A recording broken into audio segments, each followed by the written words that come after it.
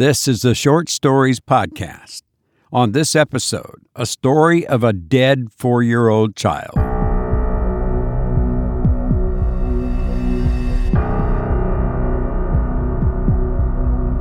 Welcome to the Short Stories Podcast, a production of AdventuresInAudio.net. I'm Robert Crandall. It's nice to be with you. If you enjoy the show, please tell a friend. There will be a link on the website for this episode, or the most current episode, depending on when you're listening to this, and also a link that will take you to all of the episodes. So please share it if you like it. We would certainly appreciate that very much. Okay, let's go now to our horror word of the day. The word is death. I couldn't find a dictionary definition that I liked, so I wrote my own, and it goes like this: a cessation of sentient activity and bodily functions, including organs and heart and brain termination. A total conclusion of awareness and activity of a living human or animal. Death can happen at any time. It can be voluntary, also known as suicide, or involuntary at the act of a murderer, or an accident, or disease. Also natural causes. So that's I wrote that myself. Maybe I should have Robert's dictionary. Well, maybe not. But anyway, death is final, or is it?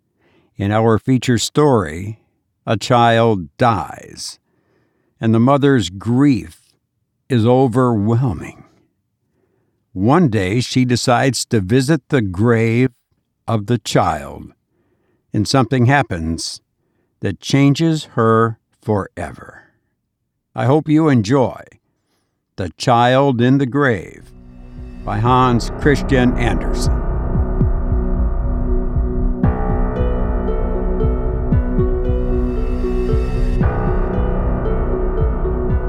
It was a very sad day, and every heart in the house felt the deepest grief for the youngest child, a boy of 4 years old.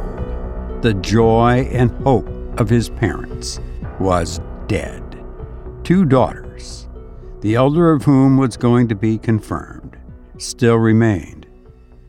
They were both good, charming girls, but the lost child always seems the dearest, and when it is the youngest, and a son, it makes the trial still more heavy. The sisters mourned as young hearts can mourn, and were especially grieved at the sight of their parents' sorrow.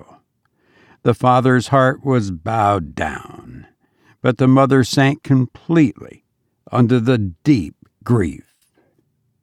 Day and night she had attended to the sick child, nursing and carrying it in her bosom as a part of herself. She could not realize the fact the child was dead and must be laid in a coffin to rest in the ground. She thought God could not take her darling little one from her. And when it did happen, notwithstanding her hopes and her belief, and there could be no more doubt on the subject, she said in her feverish agony, "God does not know it. He has hard-hearted ministering spirits on earth who do according to their own will and heed not a mother's prayers." Thus, in her great grief, she fell away from her faith in God, and dark thoughts arose in her mind respecting death in a future state. She tried to believe that man was but dust, and that with his life all existence ended. But these doubts were no support to her, nothing on which she could rest, and she sank into the fathomless depths of despair. In her darkest hour she ceased to weep, and thought not of the young daughters who were still left to her. The tears of her husband fell on her forehead, but she took no notice of him. Her thoughts were with her dead child. Her whole existence seemed wrapped up in the remembrances of the little one, and every innocent word it had uttered. The day of the little child's funeral came. For nights previously the mother had not slept, but in the morning twilight of this day she sunk from weariness into a deep sleep. In the meantime the coffin was carried into a distant room, and there nailed down, that she might not hear the blows of the hammer. When she awoke and wanted to see her child, the husband, with tears, said, "We have closed the coffin. It was necessary to do so. When God is so hard to me, how can I expect men to be better?" she said with groans and tears. The coffin was carried to the grave, and the disconsolate mother sat with her young daughters. She looked at them, but she saw them not, for her thoughts were far away from the domestic hearth. She gave herself up to her grief, and it tossed her to and fro as the sea tosses a ship without compass or rudder. So the day of the funeral passed away, and similar days followed, of dark, wearisome pain. With tearful eyes and mournful glances, the sorrowing daughters and the afflicted husband looked upon her, who would not hear their words of comfort.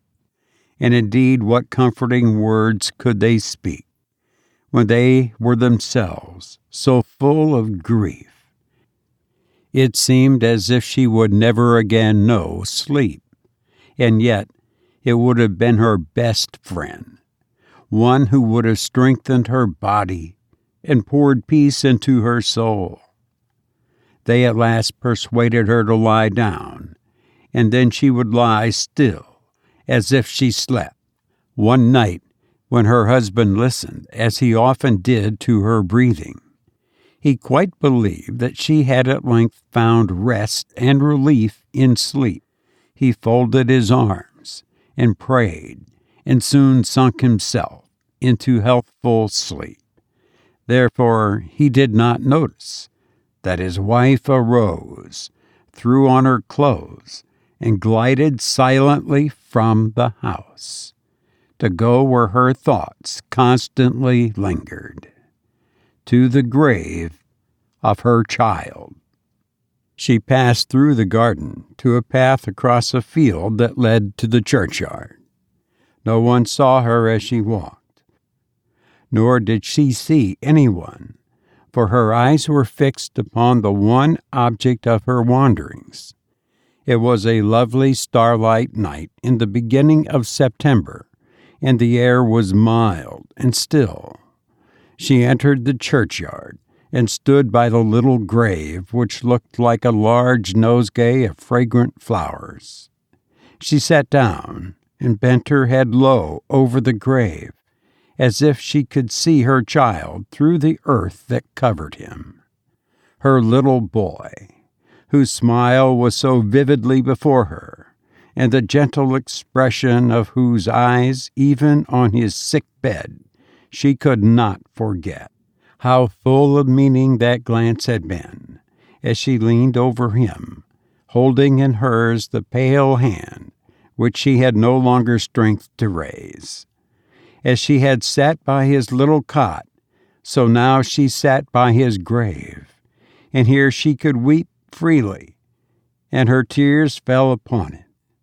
"Thou wouldst gladly go down and be with thy child," said a voice quite close to her, a voice that sounded so deep and clear that it went to her heart. She looked up, and by her side stood a man wrapped in a black cloak, with a hood closely drawn over his face. But her keen glance could distinguish the face under the hood. It was stern, yet awakened confidence, and the eyes beamed with youthful radiance. "Down to my child," she repeated, and tones of despair and entreaty sounded in the words. "Dart'st thou to follow me?" asked the form.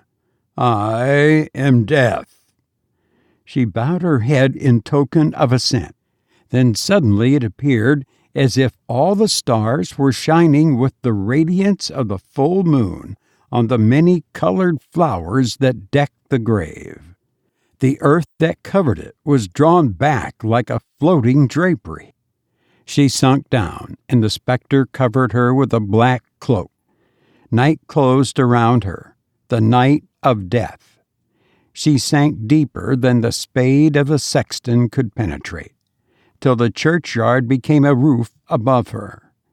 Then the cloak was removed, and she found herself in a large hall of wide-spreading dimensions, in which there was a subdued light, like twilight, reigning, and in a moment her child appeared before her, smiling, and more beautiful than ever. With a silent cry she pressed him to her heart. A glorious strain of music sounded, now distant, now near. Never had she listened to such tones as these.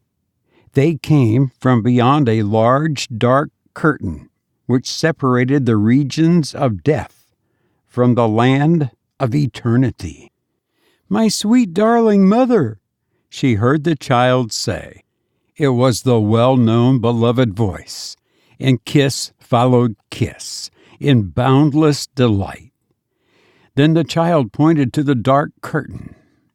"There is nothing so beautiful on earth as it is here. Mother, do you not see them all? Oh, it is happiness indeed." But the mother saw nothing of what the child pointed out, only the dark curtain. She looked with earthly eyes and could not see as the child saw. He whom God had called to be with himself. She could hear the sounds of music, but she heard not the words, the word in which she was to trust. "I can fly now, Mother," said the child. "I can fly with other happy children into the presence of the Almighty.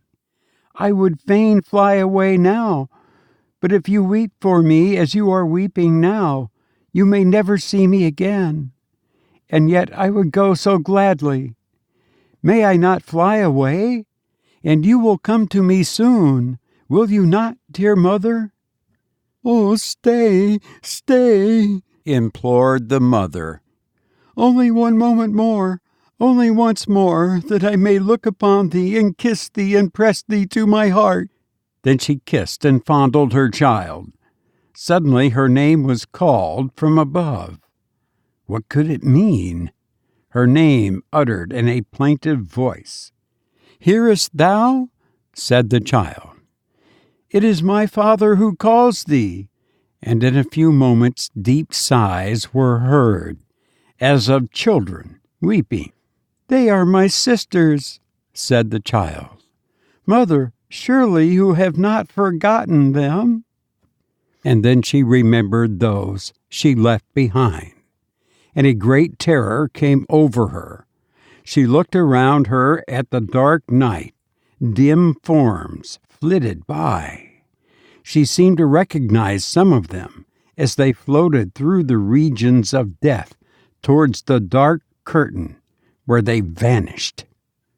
Would her husband and her daughters flit past?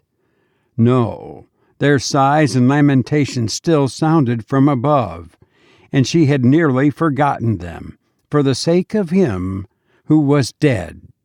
"Mother, now the bells of heaven are ringing," said the child. "Mother, the sun is going to rise." An overpowering light streamed upon her.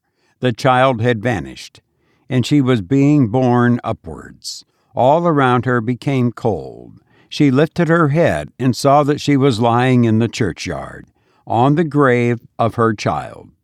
The Lord, in a dream, had been a guide to her feet and a light to her spirit. She bowed her knees and prayed for forgiveness. She had wished to keep back a soul from its immortal flight. She had forgotten her duties toward the living who were left her, and when she had offered this prayer, her heart felt lighter. The sun burst forth. Over her head a little bird caroled his song, and the church bells sounded for the early service. Everything around her seemed holy, and her heart was chastened. She acknowledged the goodness of God. She acknowledged the duties she had to perform, and eagerly she returned home. She bent over her husband, who still slept. Her warm, devoted kiss awakened him, and words of heartfelt love fell from the lips of both. Now she was gentle and strong as a wife can be, and from her lips came the words of faith. "Whatever he doeth is right and best." Then her husband asked, "From whence hast thou all at once derived such strength and comforting faith?" And she kissed him and her children, and she said, "It came from God through my child in the grave."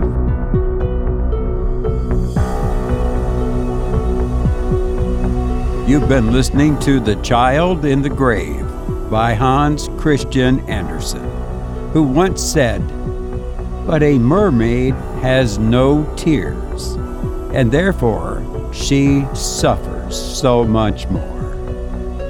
I've enjoyed being with you, but now I must go. I hope to be with you again soon. Please be well, and thank you for listening to me.